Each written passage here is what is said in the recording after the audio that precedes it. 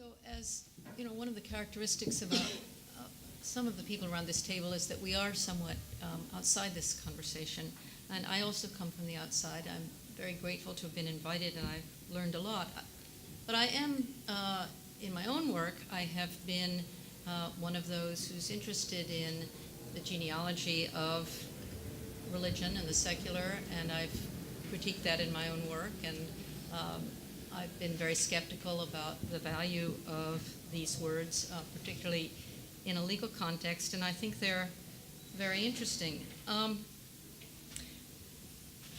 But what I would say about the debate is that I think perhaps I came with the assumption that those who wish to question the value of or the meaning of secularism, the value of these words, and who wish to draw out the genealogy, that I would find my sympathies there. And yet, one of the reasons why I think I didn't was it seemed to me that there were a couple of other terms that were used with some frequency which didn't get questioned. And two of those that concerned me was Christianity and the West. And it seemed to me that partly because of the logic of how secularism is critiqued, Christianity takes on a kind of unity which, in my knowledge of Christian history, it really doesn't have in any place or time, and that looking throughout throughout what we call Christian history, and here we're always just sort of throwing a term around a very messy social reality. There are parts of Christianity that look a lot more like parts of Hinduism than I think got acknowledged in this, and that Christianity gets kind of schematized to be a certain version of Protestant Christianity. This doesn't even, I think, include all Protestants. That's one category that I think deserves more attention. And the other is the West. I have to say that although I know I've been guilty myself of using this expression, I really wonder, and particularly now that I've been here, about its continued value. I really am not sure who the West is, and I mean this in all seriousness. I don't know whether this is a geographical term. I don't know if it refers to certain people or peoples. I don't know if it refers to ideas. Descriptively, I'm really quite puzzled as to what this word could mean, except something that is so polemical or caricaturing that it is really of no use. I really think we have to start being more precise about what we're talking about and not use this expression anymore at all. I really do not think it has any place in scholarly discourse. So anyway, my concern about the other kinds of categories that we who have been talking about religion and the secular have tend to essentialize caused me to listen with some interest and sympathy to what was a new political discourse for me to a large extent, except as someone who, you know, keeps up with the news, and that is the position of Professor Vanek and what's her? Nira. I didn't want to use her first name. I couldn't remember her last name. And in Chandrok, yes. And in listening to them, and some others have said this too, what I heard then were two people who are very actively engaged in what they called the project of democracy, very urgent. And I also wondered whether setting up the question as asking whether secularism was the solution to communal violence. By referring to communal violence, there was a kind of invitation to address what is very obviously a serious contemporary political issue and issue of violence in India today, but I don't think is limited to India. One of the reasons that I was concerned about the way in which the question was set up is it seems to me that whereas there are surely, and I'm no expert on this, there are surely reasons particular to India that account for the situation of communal violence.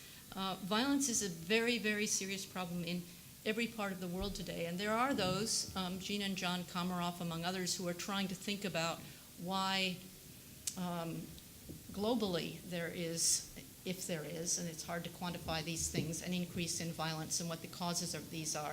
And to focus just on the sort of logic of secularism as a cause of communal violence seems to me to greatly impoverish a very, very urgent conversation, and which is violence in what the Komaroffs call the post-colony, and what they see as existing not just in those former colonial situations, but in every country in the world. And the increase in violence in my own city of Chicago is occurring while I'm listening, while I'm talking to you. And what are the causes of this violence? It seems to me a very, very urgent project for every one of us. And I think that whereas perhaps there are ways in which secularism as a political project sets up certain kinds of particular identities which might give rise to this, I think there are larger causes or other causes, and that it's very important not to narrow the possibilities in addressing this issue. I agree with Sonia Sika that a good starting point is, a helpful starting point is to acknowledge or register that both sides of this debate oppose Hindutva.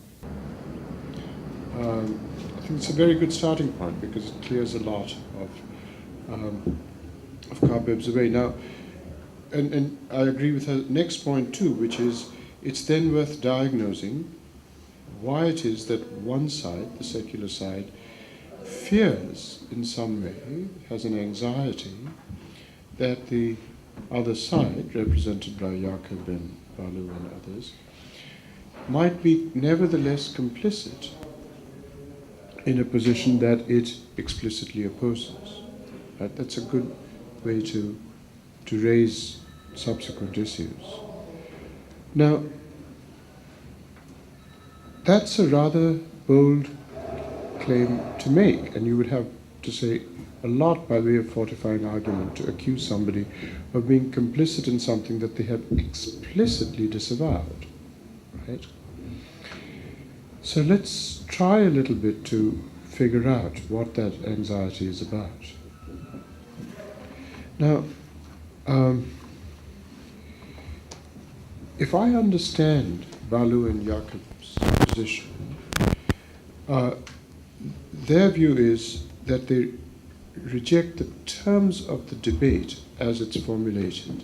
And so I would advise them not to present their position as a negation of the proposition that secularism is an answer to communal conflict, but rather to make the claim that it is neither deniable nor assertable that secularism is an answer to communal conflict. I say this partly because I just think that the anxieties would be soothed by putting it that way, just rhetorically. But also because I think, if I understand them, their point is that secularism came to India. Secularism as a notion is an outcome of certain sets of ideas that emerged out of Protestant Christianity. And if that is right, then there's a real question as to whether the notions of tolerance that go into the ideal of secularism would even so much have been recognizable by a civilization or a set of diverse cultures existing in India, in which difference of the kind that secularism is intended to usher out is not so much as acknowledged as an anxiety-inducing thing. Right? That difference, as it existed in traditional India, did not have the kind of alarming